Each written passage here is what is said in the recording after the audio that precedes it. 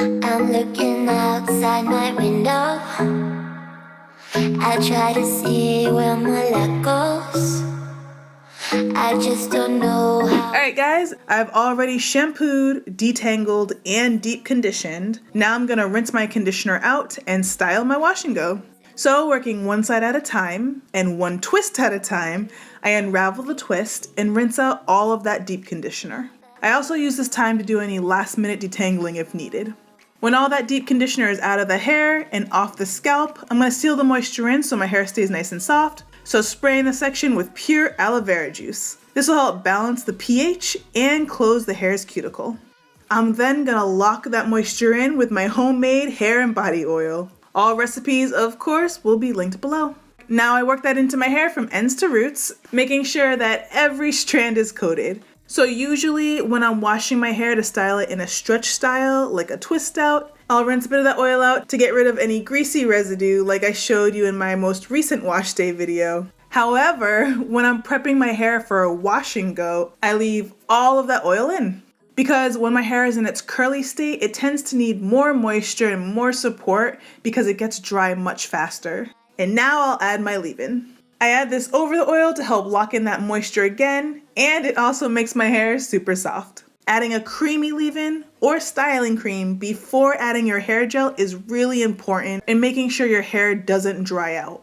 So I'm really working that leave-in into my hair, making sure every strand is coated. After all the hair is nice and soft, it's time to define your hair texture. So I will of course be using my homemade flaxseed gel for this, which I just updated the recipe for and I'll link it below. And I'm really generous with the amount that I use, working it in from ends to roots. My goal is to make sure that every strand is coated and defined. So I actually do add a lot of this stuff to my hair, but just make sure you work it in well. If you don't work this gel into your hair and just allow it to sit on top, that's when you're gonna start to see white flakes or a white cast over your hair. Now, because of all the friction from you working that gel into your hair, you might start to see a little bit of frizz as it starts to dry. So if that happens, just dip the section of hair under the water for a quick second to get it wet again.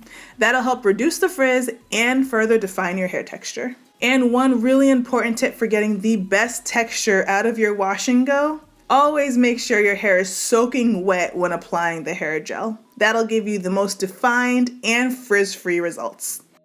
Okay, so now all the gel is worked in and my curls are nice and defined, smooth and shiny. Time to grab another twist and repeat. Unravel the twists, rinse out all of that deep conditioner on your hair and scalp. Balance the hair's pH and close the hair's cuticle by spraying the section with pure aloe vera juice. Seal that moisture in with an oil. I'm using my homemade hair and body oil, working it in from ends to roots. And then seal the moisture in a third time and soften the hair with a creamy leave-in or styling cream to prep it for your gel. Applying my homemade flaxseed hair gel generously from ends to roots, using downward strokes to really work the product in and define each curl. And we want our hair to be soaking wet for the best definition and results, so if you need to, gently dip your hair under the water to get it wet again.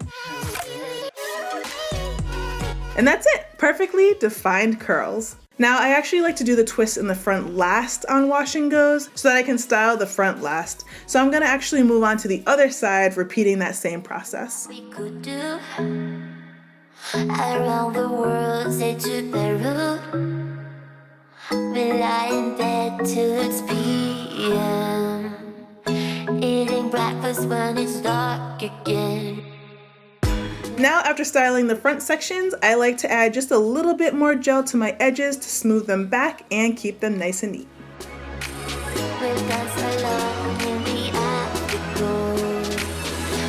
And that's it! My hair is hydrated, soft, and well defined.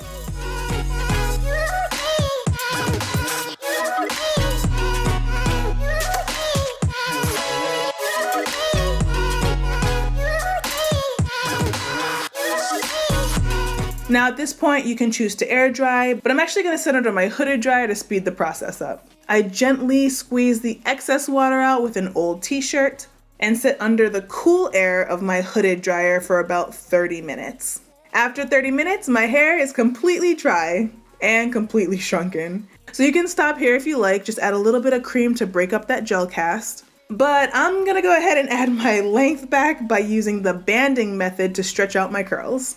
This is a really simple process. All you need is some water in a spray bottle, a styling cream, and some stretchy headbands or ribbon ties. Working one side at a time, I'm grabbing a large section in the front, being careful not to disturb my natural curl pattern so I don't create frizz, and clipping the rest of the hair out of the way. Rehydrate the hair with a spritz of water so it'll be pliable and able to stretch.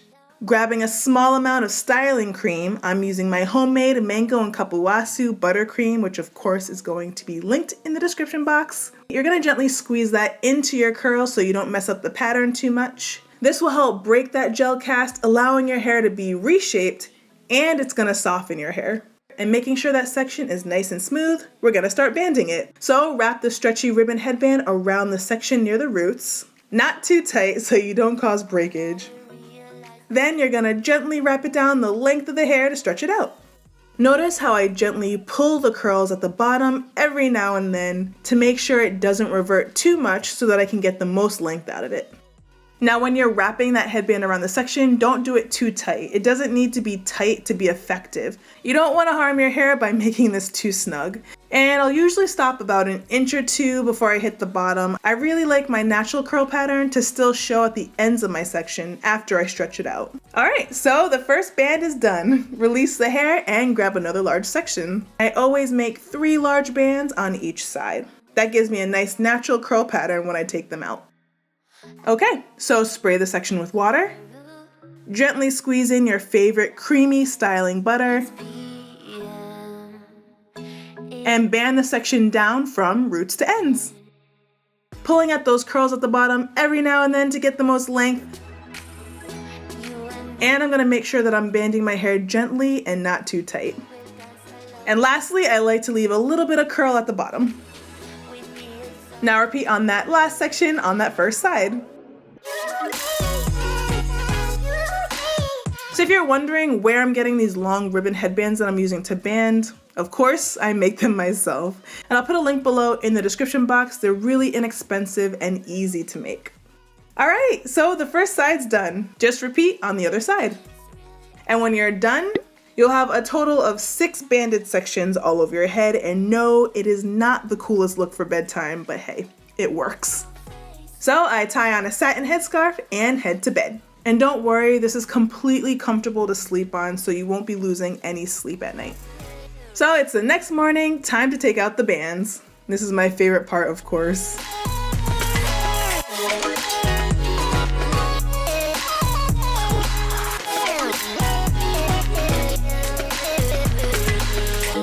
Just take those bands off gently so you don't accidentally pull your hair or create knots. Just take your time with this.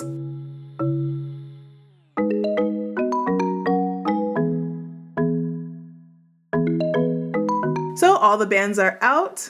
Just give your hair a shake to loosen up those sections. And I'm grabbing some argan oil for my hands so I don't create frizz. And I'm just gonna fluff out my hair and style it. There must be some kind of cloud. So as you can see, my natural texture is definitely stretched, but it still looks natural because the ends of my hair are still curly. How the ends of your hair are styled can really make or break a look. So I'm just fluffing it out and clearly loving the results.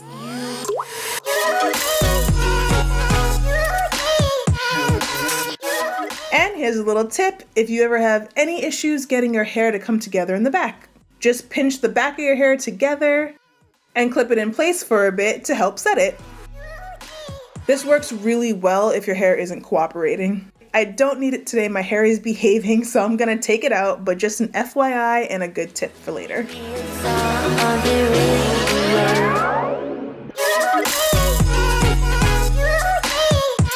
So here's my hair after it's been fluffed. Such a huge difference from how it looks just straight out of the hairdryer, huh? Banding really helps to elongate your hair and give it back some shape. So this is just my normal stretched wash and go look. In the next video, I'm gonna show you how I give this lots of volume and attitude, creating the look of faux bangs and all that good stuff. So look out for that video next. But yeah, I hope you guys enjoyed my updated wash and go routine using the banding technique to stretch. This is gonna last me about 4 to 5 days before I'll need to wash it again to avoid knots and dryness. All right, guys, I really hope that this helped. I hope you give it a try, and I'll see you in the next one. Bye.